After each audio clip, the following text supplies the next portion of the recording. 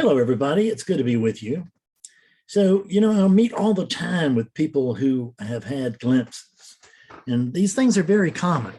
And if you've been following non-duality for any period of time, it's likely that you've had one too, whether you recognize it or not. And actually, people outside of non-duality, outside of spirituality, religion altogether, still have these glimpses, but they don't realize what they are. They overcome them.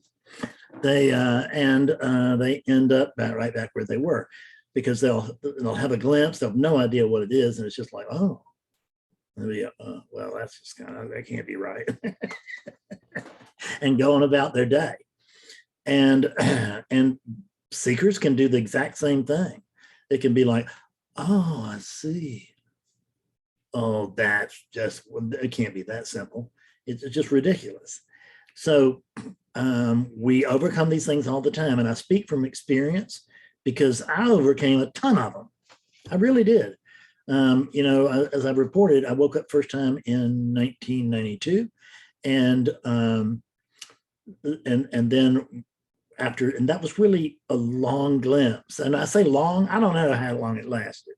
I just know that a whole lot of information, if you will, but it didn't come in the way of information. It came in the way of experience. But nonetheless, there was a message that was put through. Now, and that lasted for, I don't know, because these things happen outside of time. So I don't know how long it lasted. But it didn't feel like it lasted very long to me, but it could have been 10 hours. I don't know.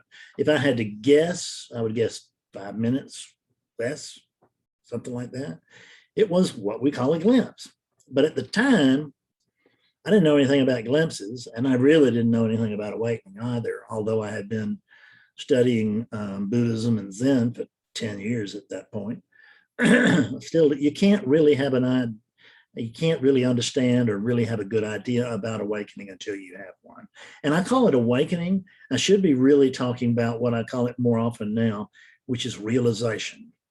And I like to call it realization because awakening makes it sound like somebody was in some situation and then something happened, or they did something and they woke up, and that somehow, what does that mean? We don't even know.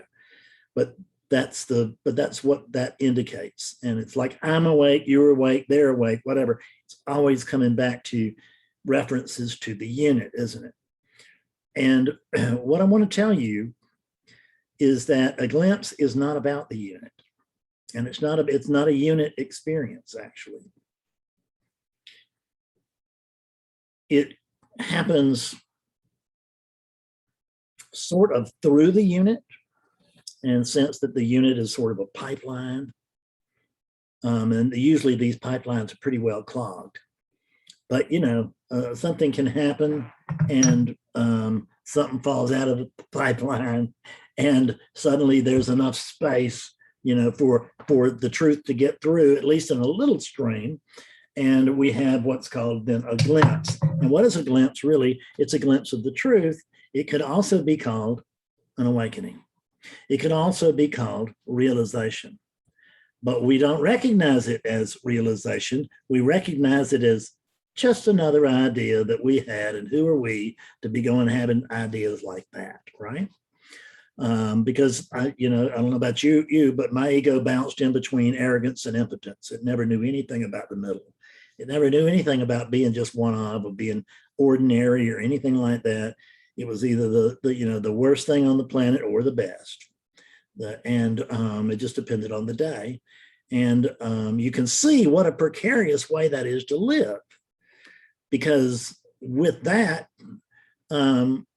you're living on any stranger's opinion of you, which is, because you can be feeling, man, I'm really clear. Somebody comes along and says, man, I've been listening to what you've been talking about. It's just really garbage.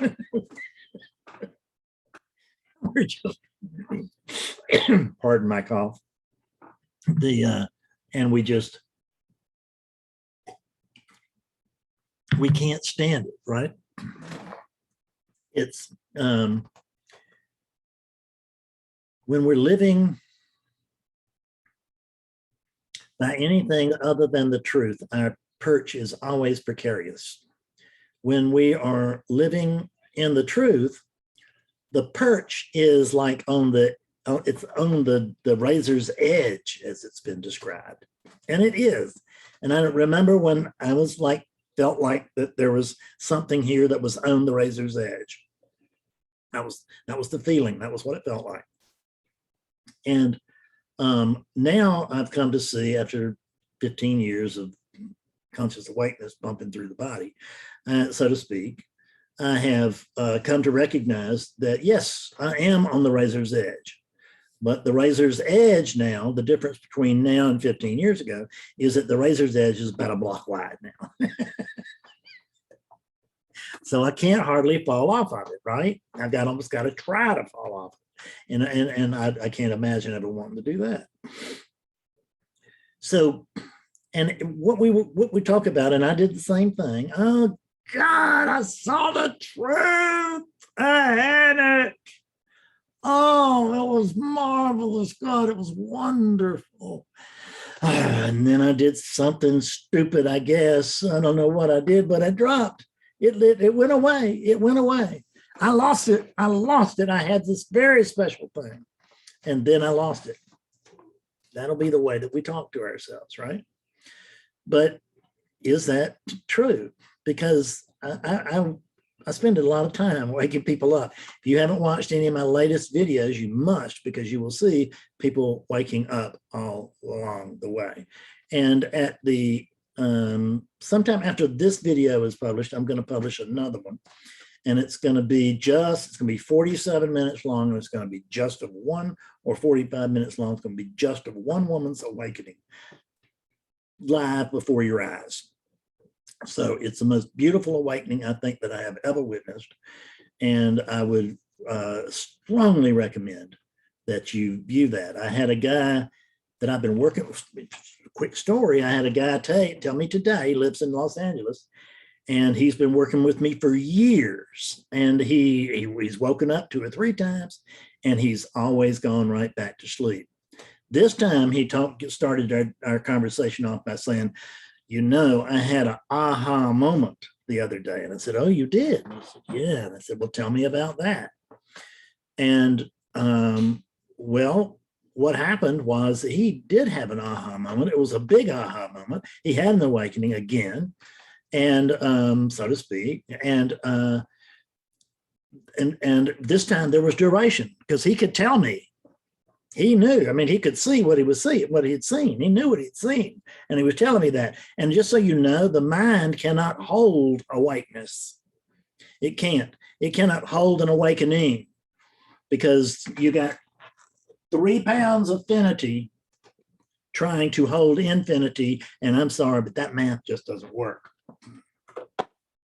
So you can use this 3 pounds to behold the truth. That you can do, but you can't use it to hold the truth. Truth can't be held. There's nothing other than the truth to hold it. Ooh, what does that mean? Just think about it. The truth cannot be held because there's nothing other than the truth to hold it. Yeah. You cannot see the truth from afar, because when the truth is known, there's no such thing as afar. There's only here. There's only now. You've heard that before. You've heard it till it makes you sick. But it's nonetheless true. And if you will just wake up, you'll see the truth of it. Now, I'm going to offer you the opportunity for those of you who have glimpsed, at least. This really will not be very effective for those who have not had a glimpse. But if you have had a glimpse, you want to stay tuned here very closely, because I'm going to give you people the opportunity to wake up freshly right now while I'm doing this video. And I know that this works because I have woken up tons of people with it. Tons of people who've had glimpses, tons of people who've had awakenings. Never forget whether it was a glimpse or not. People who have had a full awakening, and or they believe that, they report they had, well, I had a big awakening and it lasted for, sometimes it'll be lasted for 5 months or 6 months or something. And then it went away. Oh my God. You know, everything was great. I could see this, that, and the other. And I knew the truth and all this. And then it just passed. It went away. I don't know what happened. I had it and I lost it. So people who report this kind of awakening, or people who report this kind of a glimpse, I have a question for you. This may be the sharpest question you ever hear if you're in that position. Go back and remember right now, remember to the best of your ability that awakening, or at the very least, the circumstances surrounding it. In other words, I can tell you that when I woke up the first time, I was in my living room, and it seems like I was in a chair near a big table. I can't remember. I can't remember it because I can't call it up. I don't even know if there was a big table there. But at any rate, I was in the living room of a little house in Portland, Oregon.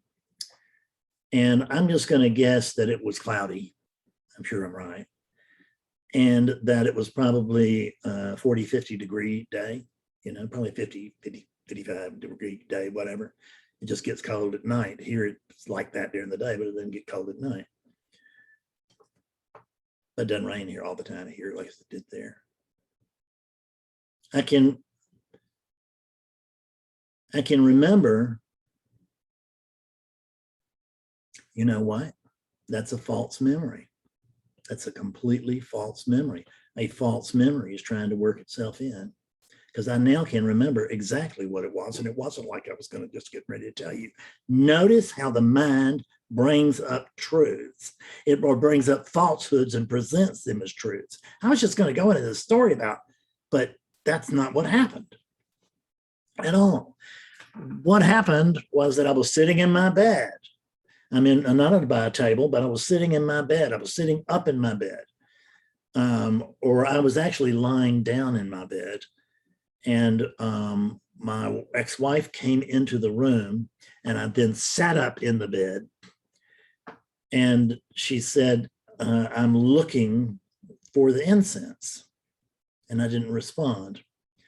And she said, oh, I see. You are the incense. And when she said that, the head blew open is what it felt like. That was the report for years and years. Oh, my head just exploded. I don't have a head, so that didn't happen. But that's the story that's told. What I didn't recognize was what I'm going to ask you, was when you had that moment, that the aha moment, the big aha moment. Or maybe it wasn't a big aha, maybe it was a little aha, or maybe it was really explosive. Whatever the hell, it doesn't matter. Doesn't matter what it was, what you saw, what it felt like. It doesn't matter whether you got, you know, rainbows and trumpets and angels and all that stuff, or you just got, you know, wow. Or you're kidding, something like that. It doesn't have to be dramatic. It can be, but doesn't have to be. Most of the time it's not. But none of that really matters. The only thing that matters is, who did it happen to? Whose awakening was it? Whose awakening was it? Go back to that moment. I sit up in that bed, and suddenly feels like, I have to report the old fogey stuff. I mean, it just feels like crap, but I don't think my memory is tricking me on this one.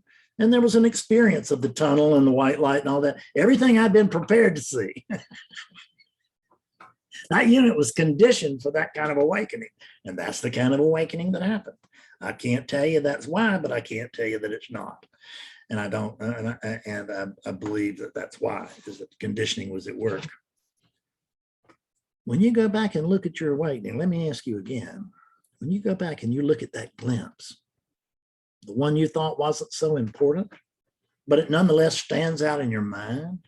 Yeah, I remember I was up at the lake and there was some kind of sea, and I can't remember what it was, but it felt like everything, there's just a moment there. It was just like everything was okay. I could see that everything was fine. That really I could actually see that everything was, I could just say, perfect. And then it went back into being this slovenly mess.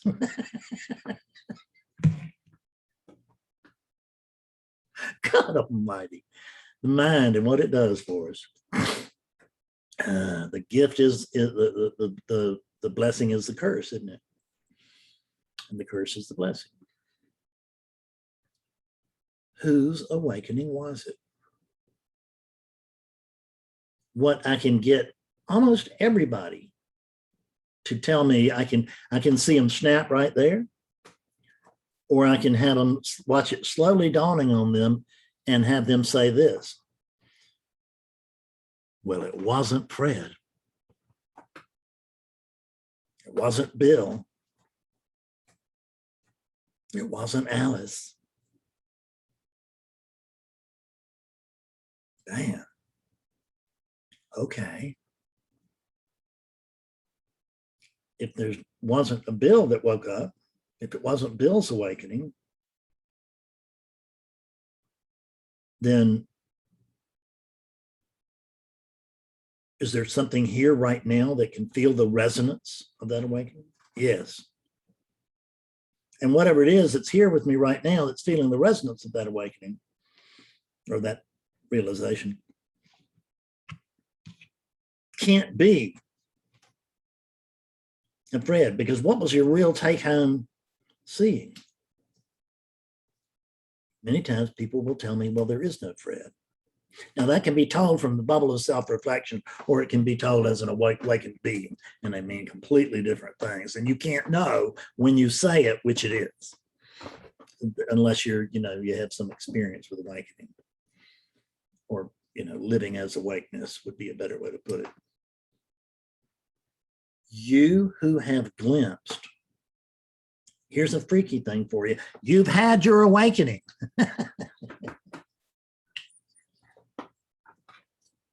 You've had your realization.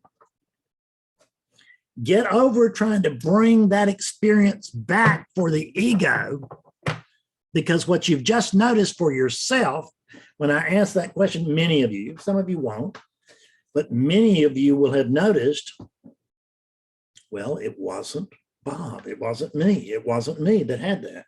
It wasn't Bob. And so what was it? What was it? Because for many people, their experience will see, oh, there is no Bob, right? Well, see, there is no Bob. And let me ask you this. If in this moment you were to pretend, what if you were just to pretend with me that whatever that body is not you? I mean, you've been told that for years as you studied non-duality, but we just kind of dismiss it. We shut it off into a corner. We just leave it over there. We don't want to touch that because it just sounds like so much crap. But the crap that it's sounding like is you are not the body. And that's actually not a skillful way to do this, say this. The skillful way to say this is that the body is not you. So it wasn't the body that woke up. It wasn't the unit that woke up. The brain didn't wake up. The mind didn't wake up. The body didn't wake up. But that's okay, because you're not the brain, and you're not, the brain is not you, and the body is not you. So what's that leave? What does that leave? Let me see. The body is not me. So I'm not whatever it is that I am. I'm not this. This is the body. This is not me. The body is not me. But these thoughts, I just keep being reeled back in. Who is it that's being reeled back in? Is the one that's being reeled back in, is that the one who had the awakening? No. That's the make-believe character that you've been building lo these many years since your parents first sold you in my case, my parents sold me the Fred story. And I was just a baby, right? And I was scared of everything. And I mean, the sense, actually, I wasn't too scared until there became a creeping sense of localized attention. And what was happening was there was the beginning movement of a formation of a me. And when my parents came along, they said, well, you're Fred. They did it by comparison. Now there's no comparison to you, but they did this by comparison.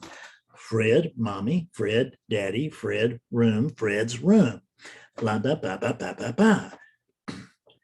See, but what if that wasn't true? Because they're telling you that this body is a Fred.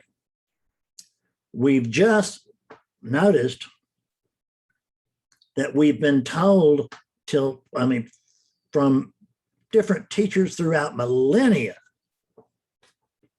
that the body is not you. So what if we were to pretend to believe that? You don't even really have to take it home, just pretend to believe it. So I'm going to pretend to believe that this body is not me.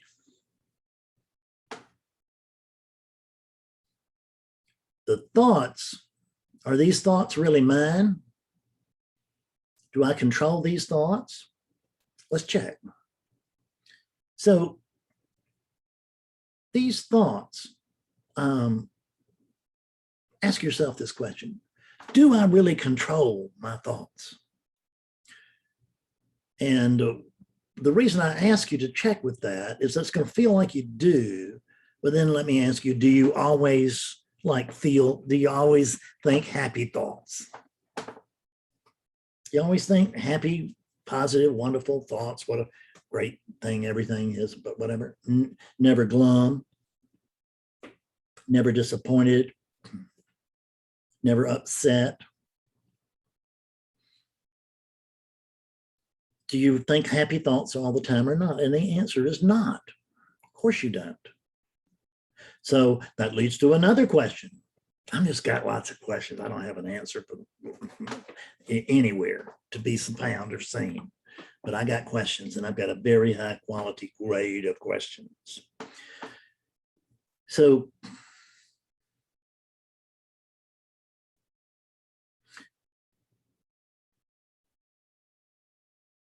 what is it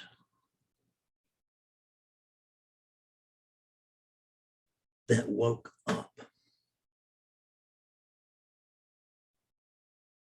The body is not me. So let's assume it's not the body. I know that I can't control the thoughts. So these thoughts that are running through my head, they're not my thoughts. And I can't control what's not my thoughts. I was at the doctor's yesterday. Betsy and I went, and one of the things that he did was, honest to God, is that he checked my reflexes. He was very disappointed in what he found. I have neuropathy, and it was just found out that he couldn't get responses out of me for nothing. But he could feel them with his hand. The leg wouldn't jump, but he could feel a little muscle moving in there.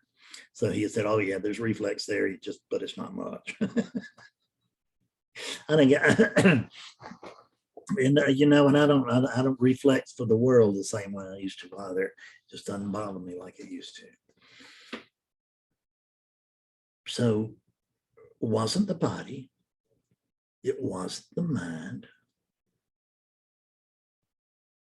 But it feels like it was me.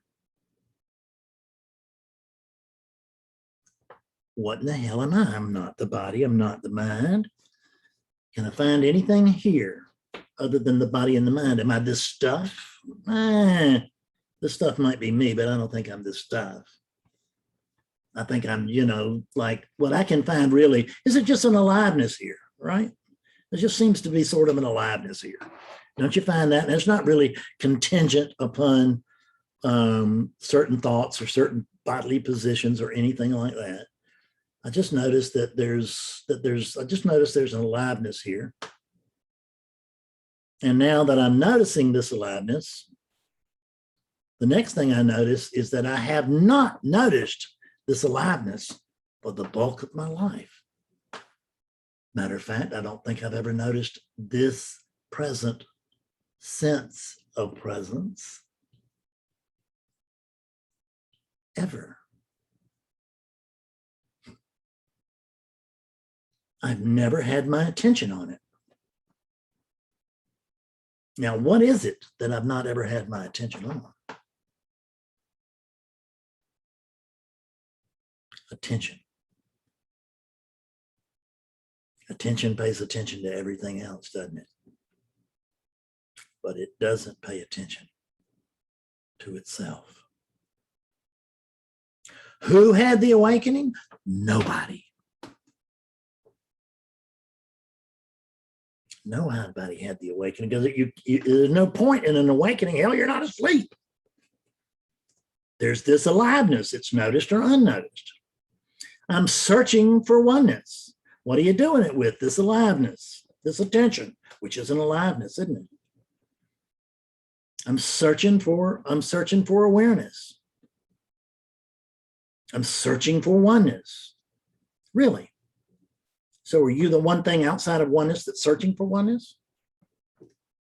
That makes sense? I don't think so.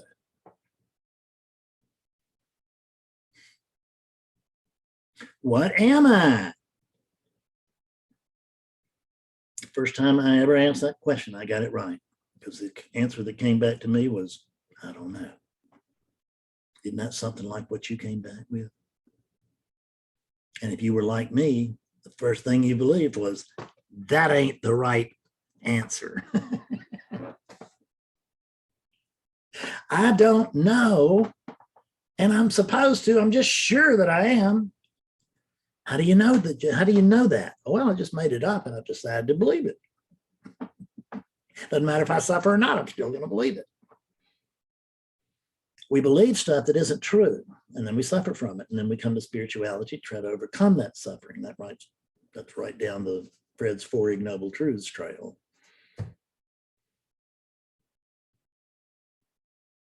Ego wants you to have a rerun of the awakening. But what you have to understand is that ego wasn't there for the first one. Ego wants a repeat performance of something it wasn't present for the first time.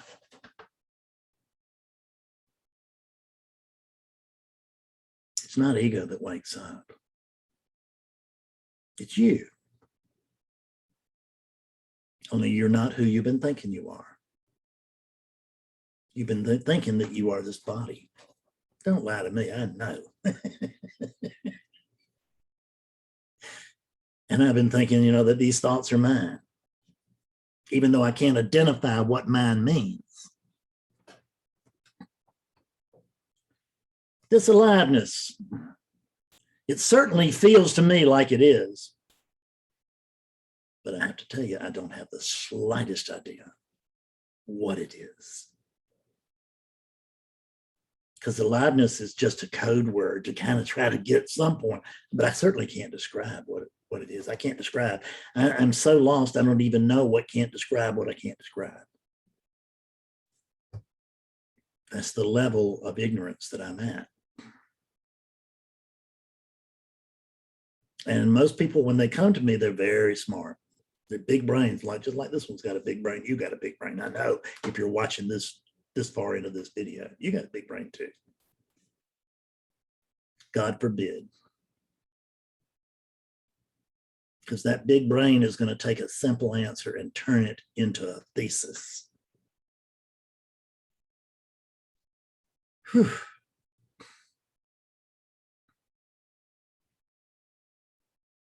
Who woke up?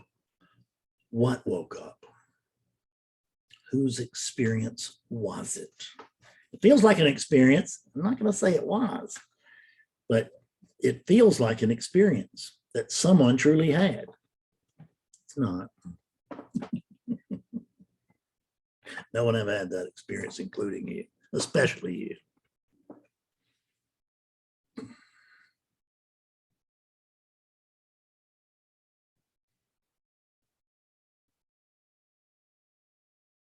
I love being able to come here and talk to you like this. I wish I could do it more often. I stay very busy. You know, I'm working on the website. I'm doing these videos. I'm talking to clients. You know, I'm running the business end of things. What little bit Betsy doesn't run on the business end of things. So I don't get to spend enough time with you here. It's the way it feels. But I notice I spend exactly the right amount of time with you, but it doesn't feel like that. It feels like I don't get to spend enough time here doing this. And this is the only job that's worth my doing. But I have to have a lot of support, background support, in order for that to happen. I've got a tech. Betsy's got a virtual assistant. We got other people, clients that help us and do things. And you're helping us right now by watching this. You can help us more by looking down to your lower right and click that subscribe button down there. And then you'll see a little bell, and click on the bell, and then you will get every video. And then look down, and you can see where you can like or put a thumbs down on this thing. Put a thumbs up. That'll raise our distribution with YouTube. And it counts. Doesn't matter, but it does count. You can't dismiss relativity. Like, so you can, but you do so at your own peril. Relativity is a hoot. Maya is not our enemy, I tell you that. With full confidence. I love you, and I love spending time with you. Thanks so much for being with me today. I'll see you later. Bye-bye.